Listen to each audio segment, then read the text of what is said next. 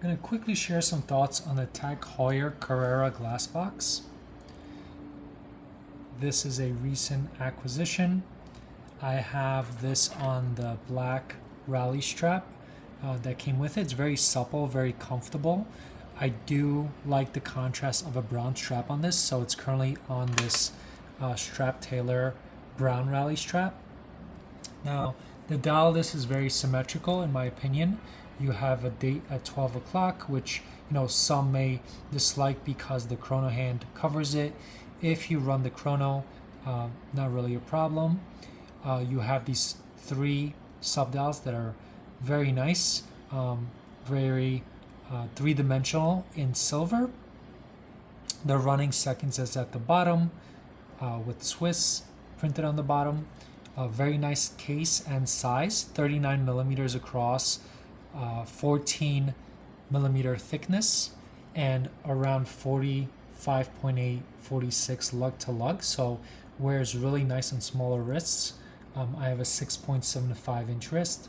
You have a see-through case back here, and then the lug spacing is 20 and a half, so this is a 20 millimeter strap, so there is slight space here, but honestly it doesn't really bother me.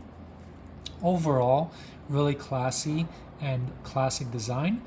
I would say this definitely lends itself to be a little bit more of a dressier watch, and I wanted to quickly compare this against two Speedmasters I currently have in my collection and see how they compare and what overlaps exist there. So actually wearing my Omega Planet Ocean, the summer blue today. Really like this piece. It's also smaller, and I've been moving a little bit to smaller sizing overall in my collection. So the closest watch I have is this Omega Speedmaster Racing. I've done a review of this one. This is a 40 millimeter. The tack is on the outside, so it does look, I think, a little bit smaller than this 39 because the tack is inside the glass box on this Carrera. You have a little bit more of a casual look with this Omega.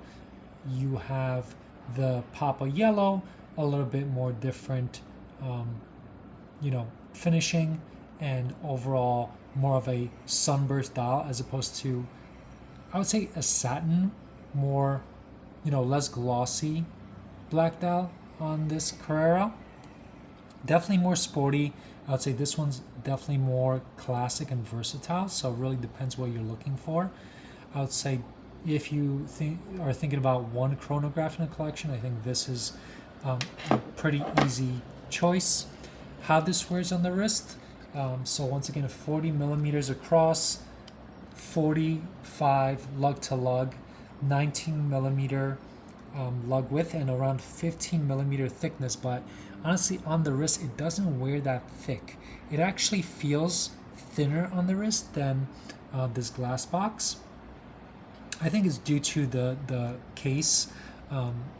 There's kind of stepping to this case where you have this middle section, and then you have kind of a bigger bottom and a separate top, whereas this case feels a little bit or looks a little bit thicker, especially because you have the glass box at the top and it kind of looks like a single unit. Overall, the finishing is really nice on this tag. And, between the two, I would say definitely more fun casual piece, more luxury piece. Now, if we think about what about a regular Speedmaster? So I don't have the Moonwatch, but I have this replica. Now it was initially called the replica, but they renamed it to be called the relaunch because it's based on the 1957 Speedmaster. This is a 42 millimeter. The bezel measures 40, however. The 2 extra millimeters are these crown guards that are built into this case. I have a see-through case back installed on this watch, and it actually took it down in size to around 13 millimeters from 14. So it's actually the slimmest of all three of these. And how this wears on the wrist.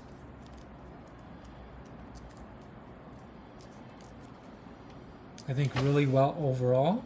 You know, it is bigger, has a little bit more presence. I would say this leans a little bit more to a watch.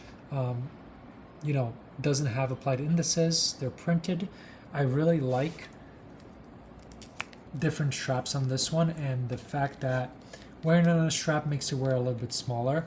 It has the applied Omega logo, the kind of vintage looking logo. And let me just move the hand so you could see.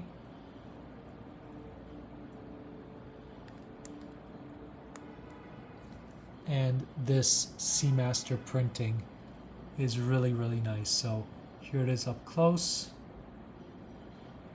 So there, it does introduce some depth to the dial. Really nice watch overall. So I think in terms of what can exist in a collection, I would say probably these two have maybe a little bit less overlap, in that this is a little bit more closer to a moon watch. This feels a little bit more like a racing motorsports watch. I think these are a little bit more closer in an overlap, even though this one feels a little bit more casual. The styling to me just screams racing on both of these. And then finally, how this wears on a 6.75 inch wrist. Wears really well in my opinion. Nice and centered. And thickness isn't too bad. And overall, really nice luxury watch. Dresses up, dresses down. There is a bracelet available for this. I think it's around $300 to $400 from Tag. So I'm curious about your thoughts on this Tag Heuer Carrera. You know, which one of these would you pick if you had your choice? Would it be two of these? Would it be one of these? Let me know in the comments. Thank you.